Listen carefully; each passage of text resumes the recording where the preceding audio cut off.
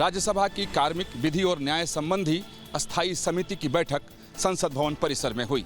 बैठक तो बुलाई गई थी जजों के आचार संहिता पर नए सिरे से विचार करने के लिए, लेकिन बैठक की शुरुआत में ही जस्टिस यशवंत वर्मा के मुद्दे को कई सदस्यों ने उठाया।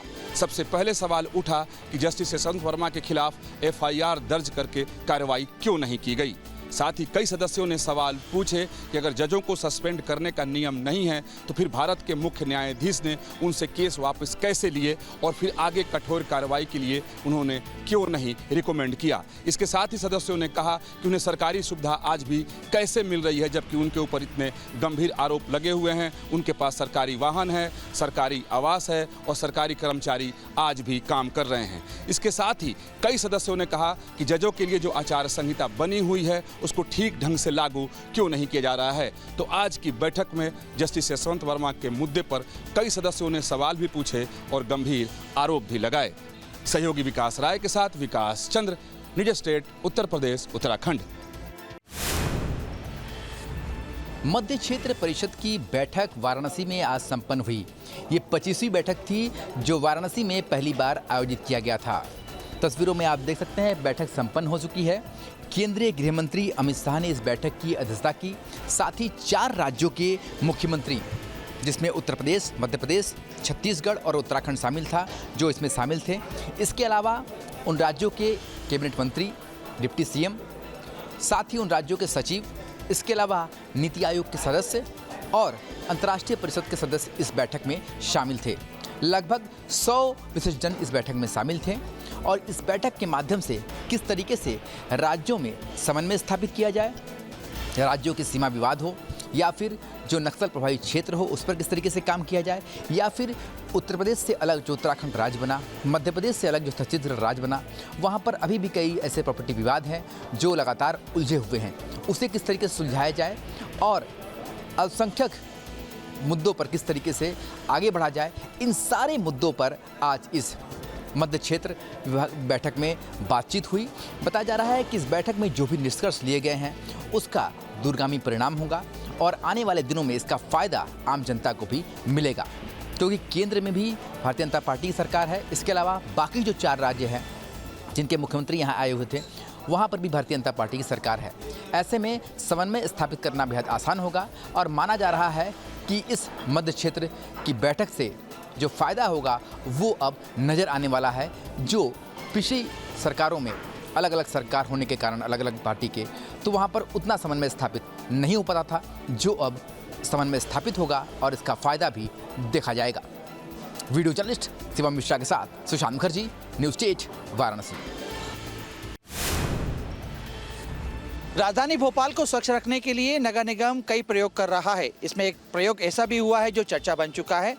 कचरा कैफ़े भोपाल में खोले गए हैं और तस्वीर में आप देखिए, मेरे पीछे आपको कचरा कैफ़े दिख रहा होगा। आप तस्वीरों में देखिए पूरी तरीके से यहाँ पे कचरा कैफ़े का निर्माण किया गया है। स्वच्छता समाधान केंद्र में ये कचरा कैफ़े खोला गया है। यहाँ पे अलग अलग बॉक्सेस रखे गए हैं। सूखा कचरा, इलेक्ट्रॉनिक कचरे के लिए अलग बॉक्स रखा गया है, प्लास्टिक के लिए एक अलग कचरा रखा गया है और घरेलू हानिकारक कचरे के लिए एक अलग बॉक्स रखा गया है।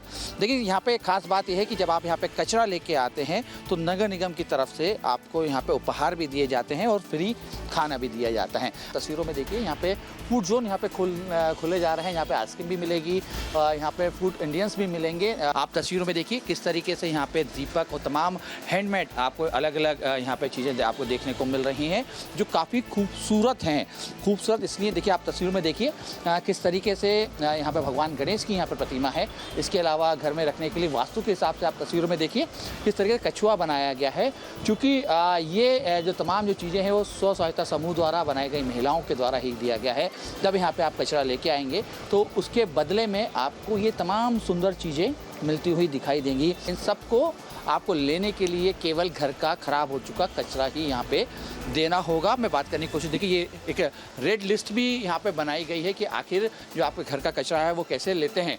अगर आप बुक्स और कॉपी लाते हैं तो 14 रुपये किलो लिया जाएगा, पेपर लाते हैं तो 15 रुपये किलो लिया जाएगा, प्लास्टिक लाते हैं तो उसकी थोड़े से रेट आगे बढ़ाते हुए आप देख सकते हैं कि कॉपर के 600 रुपये किलो के हिसाब से है, एल्युमिनियम 120 रुपये के हिसाब से, तमाम इस प्रकार की पूरी एक रेड लिस्ट तैयार की गई है। कचरा अब केवल कचरा नहीं है, भोपाल में खाने के लिए या सुंदर वस्तु लेने के लिए भी उसका उपयोग किया जाएगा।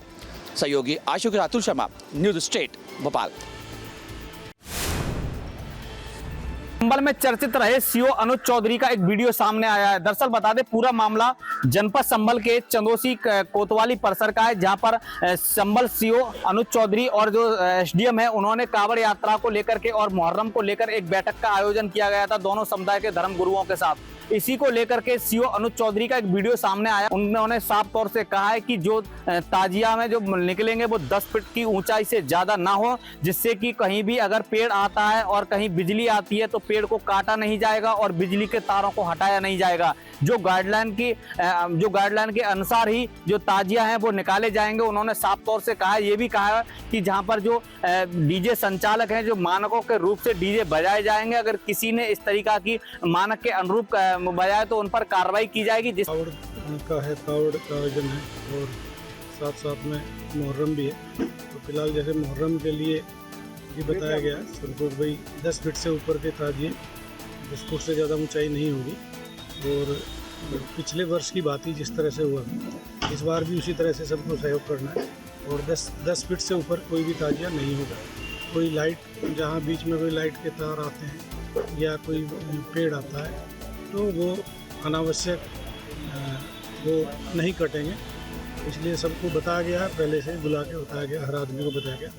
और सभी जितने ताजिए हैं वो सबके ऊपर नोडल अधिकारी के अनुसार जो है हमने बांट दिए सबको, किस चौकी क्षेत्र में कितने ताजिए हैं, तो उसी अनुसार जो है आराम से सब हाइट संयमित रख के 10 फीट हाइट रख के ताजिए निकलेंगे। डीजे वालों के लिए था, कोई डीजे जो है मानक के अनुसार बजाएं, ज़्यादा आवाज़ में ना बजाएं। सत्यपाल यादव, न्यूज स्टेट संभल। पहाड़ों में हुई मूसलाधार बारिश के बाद बरसाती नदियां उफान पे हैं। अगर बात करें शाकुंभरी देवी मंदिर की, तो शाकुंभरी देवी नदी के अंदर भी सुबह अचानक बाढ़ आ गई, जिसके बाद पुलिस ने अलर्ट जारी करते हुए अनाउंसमेंट से लगातार श्रद्धालुओं को नदी से दूर बने रहने की अपील की थी। इसी के साथ साथ बैरिकेडिंग कर श्रद्धालुओं को आगे जाने से रोक दिया। यही नहीं, प्रशासन ने अब मंदिर तक जाने में अस्थायी तौर पर रोक लगा दी है। आपको बता दें कि सहारनपुर की ये बरसाती नदी पहाड़ों से निकलकर शाकुंभरी देवी मंदिर प्रांगण से बुरादेव को काटती है और हर साल यहाँ पर बाढ़ के कारण कई बार आवागमन रुक जाता है। हालांकि इस बुरादेव मंदिर से लेकर शाकुंभरी देवी तक एक एलिवेटेड रोड पास हुआ है, लेकिन उसके बनने में अभी काफ़ी समय है और तब तक श्रद्धालुओं को लगातार इन मुसीबतों का सामना करना पड़ता रहेगा। सहारनपुर से न्यूज़ स्टेट के लिए मैं सोहेल गौर। बिहार की राजनीति के बाद अब तेज प्रताप यादव विमान उड़ाने वाले हैं। जी हाँ, तेज प्रताप यादव का कमर्शियल लाइसेंस जो है वो बनने वाला है। कुछ दिनों की ट्रेनिंग के बाद तेज प्रताप यादव राजनीति के बाद अब विमान भी उड़ाएंगे, लेकिन विमान के साथ अब राजनीति में भी आलोचना तेज प्रताप यादव की होने लगी। लालू के लाल की राजनीति की गाड़ी तो चल नहीं पा रही है, तो अब चले हैं प्लेन उड़ाने। रेडियो पे बातचीत करने का तो इन्होंने एक लाइसेंस ले रखा था जो इन्होंने दिखाया था, पर अब ये कोशिश में है जहाज उड़ाने की। अब लालू के लाल नालायक हैं कि लायक हैं तो लालू जी ही बताएंगे, पर लालू जी ने ट्वीट करके हम लोगों को जरूर बताया था कि उन्होंने तेज प्रताप को परिवार से बेदखल कर दिया है। लालू जी ने बिहार में हजारों परिवारों की गाड़ी को ट्रैक से उतार दिया। अब ये बहुत मुश्किल लग रहा है कि उनके परिवार की गाड़ी फिर से ट्रैक पे जाए। ऐसे ये तेज प्रताप का निजी निर्णय है, पर एक मैं सलाह देता हूं तेज प्रताप को, भाई पहले अपने जिंदगी का प्लेन ठीक तरीके से उड़ा लो, उसके बाद दूसरों की जिंदगियों को अपने हाथ में रखना। जिस आदमी का खुद की जिंदगी का प्लेन ठीक से नहीं उड़े, उसे दूसरे जहाज पे कोशिश नहीं करनी चाहिए। ईरान और इजराइल के बीच चल रहे युद्ध को लेकर एयरलाइंस भी बहुत ज़्यादा सचेत हैं। इसी को देखते हुए, क्योंकि मिडिल ईस्ट में इस वक्त जिस तरीके का घटनाक्रम चल रहा है, इंडिगो ने मंगलवार को सुबह 10 बजे तक अपनी फ्लाइट्स को स्थगित कर दिया। उसके बाद इंडिगो ने बाकायदा इसके लिए एक एडवाइजरी भी जारी की। इसी एडवाइजरी के तहत 14 अलग अलग देशों में जो मिडिल ईस्ट के हैं वहाँ पर बताया गया कि किस तरीके से जो डाइवर्जन है या फिर जो भी एडवाइजरी है उससे संबंधित वो उसके बारे में अपने सोशल मीडिया प्लेटफॉर्म के जरिए जानकारी दी। इसके साथ साथ जो दूसरी एयरलाइंस हैं वो भी अपनी एडवाइजरी इसको लेकर जारी कर रही हैं और सभी की निगाहें ईरान और इजराइल के बीच कॉन्फ्लिक्ट पर बनी हुई हैं। वीडियो जर्नलिस्ट ज्ञानेंद्र शर्मा के साथ Mohit Bakshi, news state.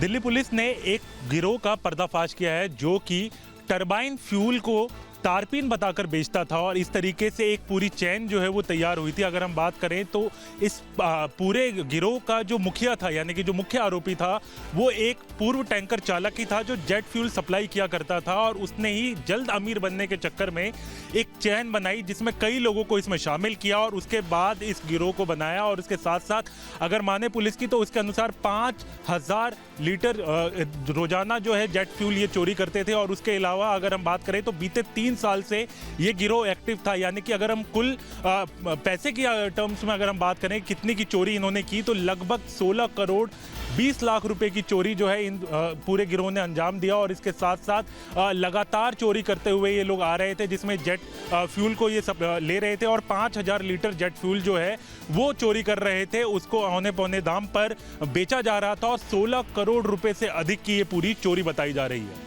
Video journalist Sanjay Sharma के साथ हरीश झा, न्यूज़ स्टेट, उत्तर प्रदेश, उत्तराखंड। 1 जुलाई से रेलवे नए दामों के साथ आपके बीच में आ रहा है, यानी कि अब अगर हम बात करें तो रेलवे में सफ़र करना आपको थोड़ा महंगा जो है वो पड़ सकता है। यानी अगर सबसे पहले अगर हम बात करें तो सेकंड डिवीज़न में यानी कि सेकेंडरी क्लास में अगर आप सफ़र करते हैं तो आपको 500 किलोमीटर तक वही रेट रहेगा जो पहले था, लेकिन उससे ऊपर अगर आप चलते हैं यानी कि पर किलोमीटर आधा पैसा बढ़ जाएगा। वहीं मेल और एक्सप्रेस यात्रियों के लिए समझने की ज़रूरत है कि पर किलोमीटर 1 पैसा जो है वो बढ़ जाएगा। वहीं AC के लिए, AC क्लास के लिए 2 पैसा पर किलोमीटर जो है वो बढ़ा दिया गया है। इस वक्त हम तिलक ब्रिज पर मौजूद हैं और यहाँ पर भी लोग हैं जो रेल का सफ़र रोज करते हैं और खासकर अगर हम बात करें तो मेल यात्री बहुत ज़्यादा हैं यहाँ पर। क्या नाम है सर आपका? 1 जुलाई से नए रेट जो है वो लागू किए जाएंगे, क्या कहेंगे? बढ़ोतरी देखने को मिल रही है कुछ जगहों पर? अब देखो जो भी होगा वो ठीक ही होगा, सरकार जो करेगी वो ठीक ही करेगी। पैसे जो हैं वो बढ़ा रहे हैं, किराया बढ़ रहा है रेलवे। किराया बढ़ा लो, सुविधा तो दो, गाड़ियाँ टाइम से चलाओ। किराए के लिए कोई मना को थोड़ी कर रहा है, जो 60 रुपये मेट्रो में देगा तो 30 रुपये इसमें देगा। गाड़ियाँ तो टाइम से देनी चाहिए, गाड़ियों का टाइम टेबल कुछ है नहीं। लोकल गाड़ियों को साइटों में खड़ी कर देना, एक्सप्रेसों को निकालना, मनमानी बना रखी है। अधिकारियों से इन लोगों को कंप्लेंट करो तो सीधा बोल देते हैं कि लोकल गाड़ियों से हमें रेवेन्यू नहीं, तो इसकी टिकट हम थोड़ी चेक करेंगे, आप अपने स्टाफ को लगाइए। पैसा बढ़े तो लेकिन सुविधा भी बढ़े, सुविधा मिलनी चाहिए। पैसा की कोई मना थोड़ी कर रहा है, बढ़ाओ पैसा। रेट तो लागू कर दे लेकिन इनका टाइमिंग ठीक कर दे। जो इतनी गाड़ियाँ लेट है कि भाई जो आदमी परेशान है। अब चाहे कितना मैटर नहीं करता कि किराया कितना है, मैटर ये है कि सर्विस कितनी देती है। जी, दवाओं के मानक पर खरे न उतरने के चलते मचे हड़कंप में ड्रग्स विभाग ने इन कंपनियों को नोटिस जारी किया है और कहा है कि वो अपना स्टॉक रिकॉल करें। हालांकि कंपनियों की माने तो कंपनी अभी जो सैंपल मानकों पर खरे नहीं उतरे हैं उनको लेकर चैलेंज करने का मन बना रही है। हालांकि विभाग का कहना है कि 15 दिन के भीतर इस चैलेंज की प्रक्रिया को पूरा किया जाता है और उसके बाद ही ये रिकॉल की प्रक्रिया शुरू की जाती है। आपको बता दें कि केंद्रीय ड्रग्स विभाग के द्वारा हर महीने ऐसी दवाओं की सूची तैयार की जाती है जो मानकों पर खरे नहीं उतरते। इस पूरे प्रक्रिया में देश के अलग अलग राज्यों से दवाओं के रैंडम सैंपल लिए जाते हैं और उनकी जांच अलग अलग लैब में कराई जाती है।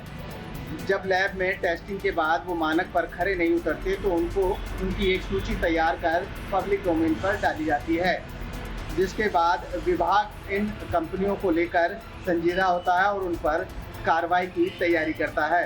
हरिद्वार ड्रग्स विभाग की माने तो उसने ऐसी सभी कंपनियों को जिनके दवा मानकों पर खरी नहीं उतरी है उनको नोटिस जारी कर दिया है और साथ ही स्टॉक को रिकॉल करने के लिए कहा है। हरिद्वार से न्यूज स्टेट के लिए महावीर नेगी। नोएडा और ग्रेटर नोएडा की सड़कों पर अब ई बसें आपको चलती हुई दिखाई देंगी। 9 फीटी और 12 फीटी बसें चलाने का टेंडर 2 अलग अलग कंपनियों को दिया गया है। नोएडा में 300 ई बस चलाई जाएंगी, जबकि ग्रेटर नोएडा में 100 बसें और यमुना प्राधिकरण के इलाके में 100 बसों का संचालन होगा। इन बसों के संचालन के लिए 25 रूट तय कर लिए गए और बस संचालन करने वाली कंपनियों के साथ अनुबंध हो चुका है, टेंडर जारी हो चुका है। तो आने वाले कुछ ही दिनों में नोएडा की 25 ऐसे रूट हैं जिन पर ई बसें चलेंगी, यानी पब्लिक ट्रांसपोर्ट जिसकी मांग नोएडा के लोग पिछले काफ़ी दिनों से कर रहे थे। पब्लिक ट्रांसपोर्ट को लेकर आने वाले समय में लोगों की समस्याएं खत्म होगी। अभी की अगर बात की जाए तो ऑटो या ई रिक्शा या मेट्रो के साधन से लोग अपनी मंजिलों तक पहुंच पाते हैं और ई रिक्शाओं की बहुत ज़्यादा संख्या होने के चलते जाम की स्थिति भी बनी रहती है। लिहाजा जिले की तीनों प्राधिकरणों ने एक सामूहिक मीटिंग की और मीटिंग के बाद इस बात का फैसला लिया गया था कि जिले के अंदर 500 ई बसों का संचालन किया जाए जो अलग अलग रूटों पर चलेंगी। ग्रेटर नोएडा में बनने वाले इंटरनेशनल एयरपोर्ट, फिल्म सिटी और तमाम बड़ी परियोजनाओं से भी इन बसों को कनेक्ट किया जाएगा। लिहाजा अब टेंडर पूरा होने के बाद यूपी सरकार द्वारा अनुमति दे दी गई है। आने वाले समय में नोएडा की सड़कों पर ई बसें चलेंगी, जिससे पोल्यूशन से भी निजात मिलेगी। जिस तरीके की तमाम जो गाड़ियाँ यहाँ दौड़ती दिखाई देती हैं, टैक्सी दिखाई देती हैं दौड़ती हुई, और कई ऐसे इलाके हैं जहाँ पर पब्लिक ट्रांसपोर्ट ना होने की वजह से लोगों को मजबूरन ऑटो या कैब का सहारा लेना पड़ता है। तो ऐसे लोगों को आने वाले समय में ई बसों से एक बड़ी राहत मिलती हुई नजर आ रही है। वीडियो जर्नलिस्ट प्रेम शंकर के साथ अमित चौधरी, न्यूज स्टेट नोएडा।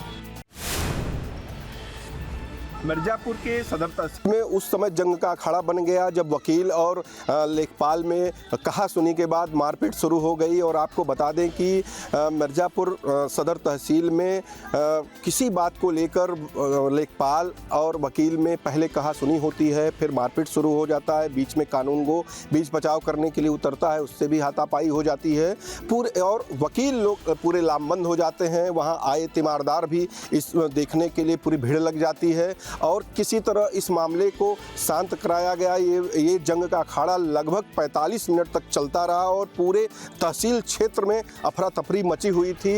एक अधिकारी मौजूद थे वहां जिन्होंने बीच बचाव कर मामले को शांत कराया और सब लोग अपने अपने स्थान निकल गए। मोहित मिश्रा, न्यूज स्टेट, मिर्जापुर।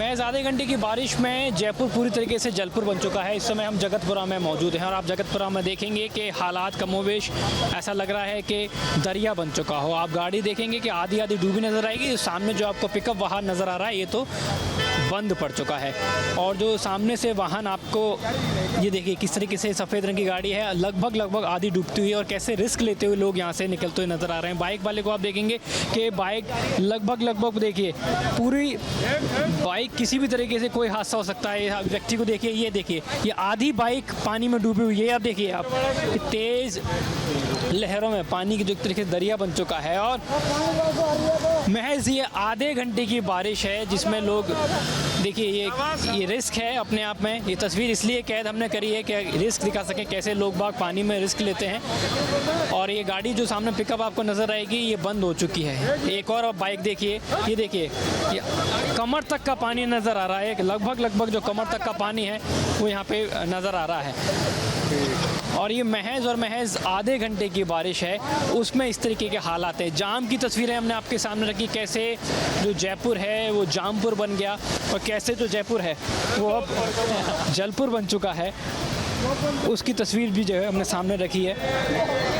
और लगभग बारिश में हर बार इसी तरह के जो हालात हैं वो जयपुर में देखने को मिलते हैं जब इस तरह की जो तस्वीरें हैं वो सामने आती हैं। ड्रेनेज सिस्टम के क्या कुछ हालात हैं आप समझ सकते हैं। राजधानी जयपुर में इस तरीके के हालात हैं जिसको स्मार्ट सिटी कहा जाता है। स्मार्ट सिटी के इस तरह के जो हालात हैं वो आधे घंटे की बारिश में सामने नज़र आते हैं और सिस्टम के तमाम जो वादे हैं उनकी एक एक करके जो पड़ते हैं वो खुलती हुई नज़र आती है। सहयोगी राजू चौधरी का आशुतोष शर्मा। जहाँ भक्ति है हर शब्द में, कथाओं में छिपे हैं दिव्य रहस्य और ज्योतिष देता है जीवन को दिशा। धर्म से जुड़ी हर बातों को जानने के लिए हमारे चैनल स्तुति को सब्सक्राइब करें। चैनल पर जाने के लिए इस लिंक पर क्लिक करें।